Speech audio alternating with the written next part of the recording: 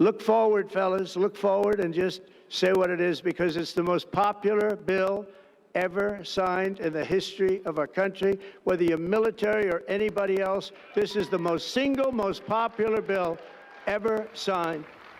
That was an elated President Trump on Friday after he signed his big, beautiful bill. The president completed his last big hurdle thus far in his second term.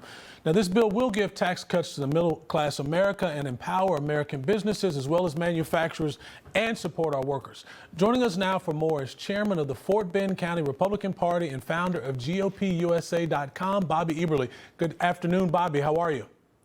Hey, good to see you, T-Dub. So, quick question, Bobby. Are you surprised on the amount of effort the Republicans had to put into this bill just to get it passed? Obviously, it took a little bit of arm twisting from President Trump, but he did get it done by the July 4th deadline, just as he promised.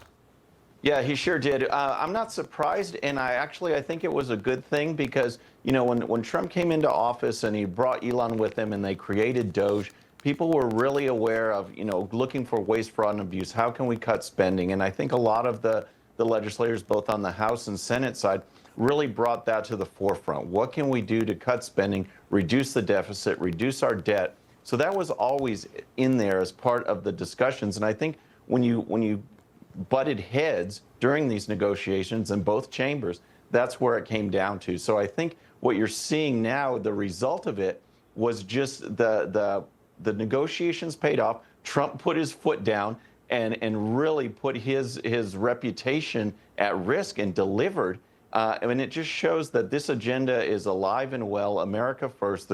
Delivers a lot of great things for the American public, but it was a tough time to get there. Well, and it should be, right? This is a democracy, a republic where people have the opportunity to debate, and Republicans are never going to be in lockstep like the Democrats. We're always going to have some lively discussion and thoughts, but we do know Congressman Hakeem Jeffries, the minority leader, he breaks the record for the longest hour speech in history, you know, filibustering, by the way, something that he said was racist at one point. But are these publicity stunts by the Democrats? Is this all they have left? I mean, this is a party that doesn't seem to have a leader or a message or really any vision at all. Well, here's the thing. I mean, going into the 2024 elections, the November elections, the Democrats, you know, had no message. They had no messenger. And yet you saw these stories after the Trump victory, the big America First victory, that they were going to do some soul searching, that they were going to regroup, that they were going to maybe use some smarts and adopt some of these 80-20 issues and get on board.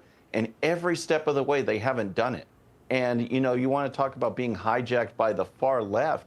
That's the only conclusion that you can come to, because there's not a single spokesman in the Democrat Party that is showing a voice of reason. They are all the Hakeem Jeffries or Jasmine Crockett's or AOC's. Those are the only people that are out there talking.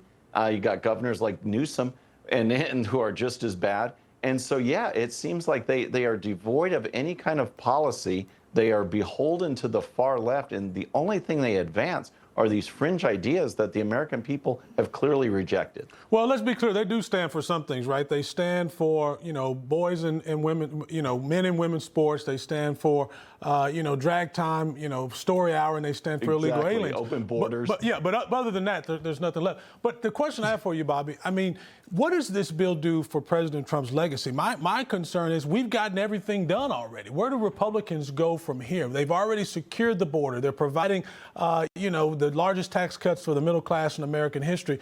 What's next on the Republican agenda?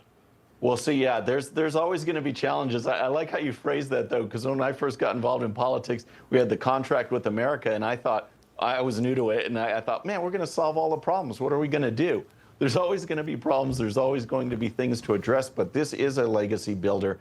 This is a good stepping stone to now delivering for the American people, the middle class especially. There's so much in there, but now we can address some of the concerns, look at the deficit, look at the debt, deliver on that, and continue to build this economy, which I swear is going to be roaring, and people are going to benefit for years to come. Well, of course, the Democrats are predicting, you know, they're going to be dying people because we're getting people off of welfare, that the morgues, I guess, are going to be filled up over the next few weeks. But I'm out of time, Bobby.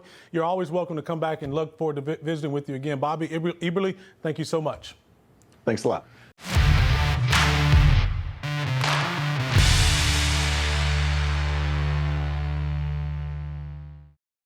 All right, friends, thanks again for tuning in. I really appreciate it. And before you go, please hit that subscribe button above. Once you do, tell your friends, share it, spread the word about the 13-minute news hour so we can keep growing. And for more great content, check out these videos right here, and I'll see you next time.